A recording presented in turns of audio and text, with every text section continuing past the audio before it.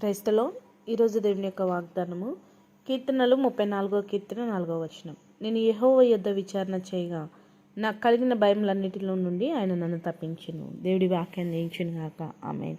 అవునండి, భక్తుడు చెప్తున్నాడు తన కలిగిన భయం అన్నిటిలో నుంచి దేవుడు తనని తప్పిస్తున్నాడని.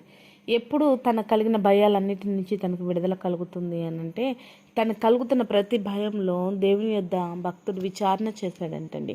ఏ భయం అయితే కలుగుతుందో, తనకు ఉన్న ప్రతికూల పరిస్థితులు, భయము, ఆందోళన, చింత యావత్తు కూడా దేవుని దగ్గర విచారణ చేసి ఉన్నాడు. దేవునికి చెలిపరిచాడు, దేవుడికి చెప్పుకొని ఉన్నాడు. ఈరోజు ఏ విషయాన్ని బట్టి నువ్వు భయపడుతున్నావు? నీ కుటుంబాన్ని బట్టా, నీ బిడ్డల్ని బట్టా, నీ భర్త భార్యను బట్టా, లేదా నీకున్న ఆర్థిక సమస్యలను బట్టా, నీకున్న అనారోగ్య పరిస్థితులను బట్టా, నీ యొక్క వ్యాపారాన్ని బట్టా, నీ యొక్క చదువులను బట్టా, ఏ విషయంలో అయితే నువ్వు భయపడుతున్నావో, ప్రియకుమార ప్రియకుమార్తె, నీ కలిగిన ప్రతి భయాన్ని దేవునికి తెలియపరచు.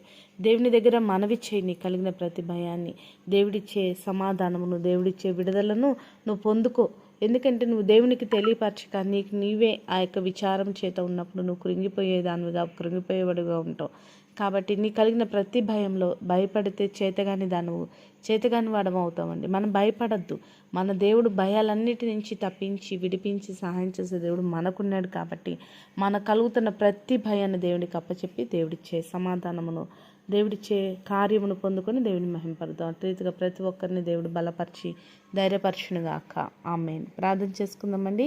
సకల ఆశీర్వాదాలకు కారణభూతమైన మా ప్రియపరులకు తండ్రి, ఈ యొక్క ప్రార్థనలు ఎక్కిస్తున్న ప్రతి బిడ్డని జ్ఞాపకం చేసుకుని వారికి కలిగిన ప్రతి భయం నుంచి వారికి విడుదల దయచేయమని యేసు నామములో ప్రార్థిస్తున్నాం తండ్రి. ఆమేన్.